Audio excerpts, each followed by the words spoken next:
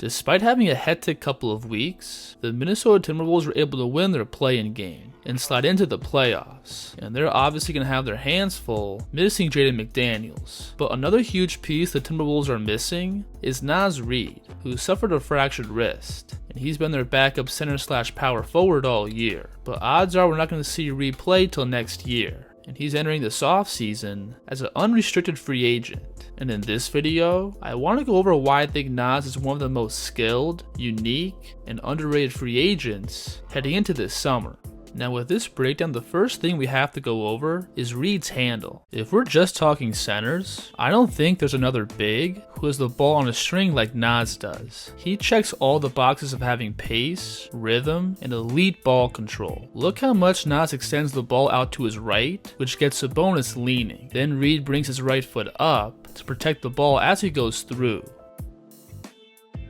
Then here he hits the same move, but notice how he's able to maintain ball control while he's absorbing contact. But on top of that ball control, Naz also has really good rhythm and footwork while he's attacking. On this clip, watch after he catches how he pushes the ball to his right and gallops with his feet to get momentum, which may seem simple, but this is actually a really effective move that's mostly used by quicker guards.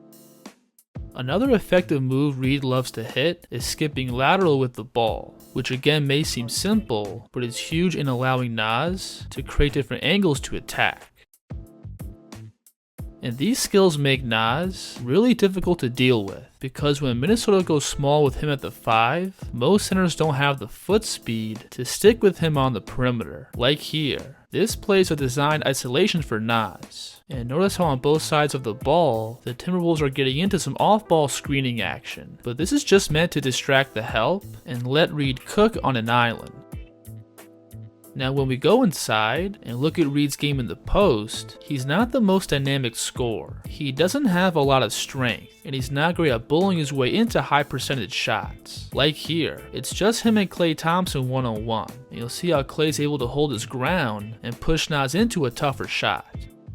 However, Reid is great at leveraging his physicality while he's attacking from the perimeter, being able to use his handle to get the defense off balance, and then initiate contact to create scoring angles. Take this play for example. Reid is matched up with Julius Randle, who's arguably one of the most physical players in the NBA. And watch how Naz is going to cross over and attack Randle's top foot, which gets Julius out of his stance and makes it easier for Reid to lower his shoulder and use his physicality to keep his driving line. And that's what makes Naz so hard to deal with. He's able to blend his shifty ball handling with his big 6'9" 260 frame. And when he gets going downhill, his size and skill is overwhelming for the defense. And it's either an easy 2 points or a trip to the free throw line. Now Minnesota also love to use Reid as a roll man, and I think Naz does his best work when he can catch about 10 feet from the basket, where he has the ability to explode at the rim, or use his fluidity to snake his way to layups. You can tell why he has the nickname Big Jelly. Watch how Reid elevates as if he's trying to finish over the top, but he brings the ball around for a silky finger roll. When Naz is playing in traffic, he also has really good footwork, being able to catch and get right into punchy Euro steps. On this play, watch him chain his way into a Euro right off the catch. And this may seem simple, but being able to time your steps as you catch the ball in the speed of the game is extremely tough. And watch how Reid's going to gather with his left foot, which then gives him 2 more steps to stride into the finish. And again, when Minnesota went small with Reid at the 5, he was a serious matchup problem because he's a big man with elite guard skills, and most centers just can't cover him, especially if he catches with space from around 10 to 15 feet from the basket. Like here, the Timberwolves are going to play with 4 out and just let Naz play one-on-one against this big. And watch how Reid's going to put the ball down and push off his left foot, and then plant his right, which gets the defense leaning and opens up the low pickup back to the middle. Now all these skills are for sure great, but probably the most important part of Reid's game is his outside shooting. Naz pretty much only takes, stand still, catch and shoot threes. He doesn't have much of a dribble pull-up game, and he doesn't look to create in the mid-range. When we look closer at Reid's mechanics, he has a sluggish set shot, and it may not be the prettiest form, but his percentages are solid, consistently hovering around 35% from 3 this year.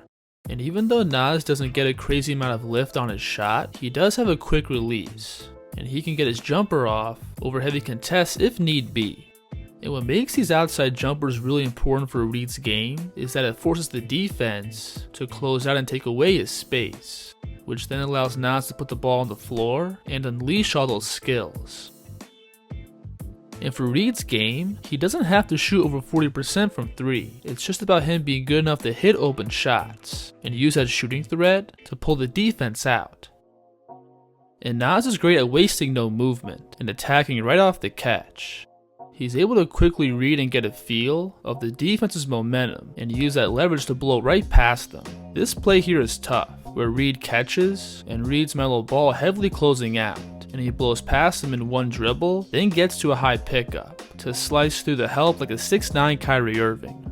When we look at Reid's game on the defensive end, this is where I think his biggest weaknesses are, and most of Naz's problems come from defending the pick and roll. Reid doesn't have the height or length of a Brook Lopez or Rudy Gobert, so he's not the best defender in drop coverage, really lacking the vertical ability to alter shots at the rim. And even when he's in good position, he's not great at bothering the ball handler or anticipating passes, and he calmly allows guards to be comfortable and drop dimes right past him. And even though Reid moves really well for his size, he's not great at containing the ball at the point of the screen. And from what I've seen, I don't think he has the mobility to switch and consistently stay in front of guards. Now with all that said, I do think Reid is pretty solid defensively when he's not playing the 5, because I think he has the physical tools to match up with most wings and forwards, and he has enough mobility to navigate through off-ball screens. I do think with some more reps and experience, Naz can for sure clean up his pick and roll defense, but I do think his unique offensive skill set could make him a really valuable piece for a lot of teams, and that's why I think he's one of the most underrated free agents heading into this offseason. If you enjoyed the video, please like, subscribe, and let me know in the comments who the kid should break down next. The kid's here.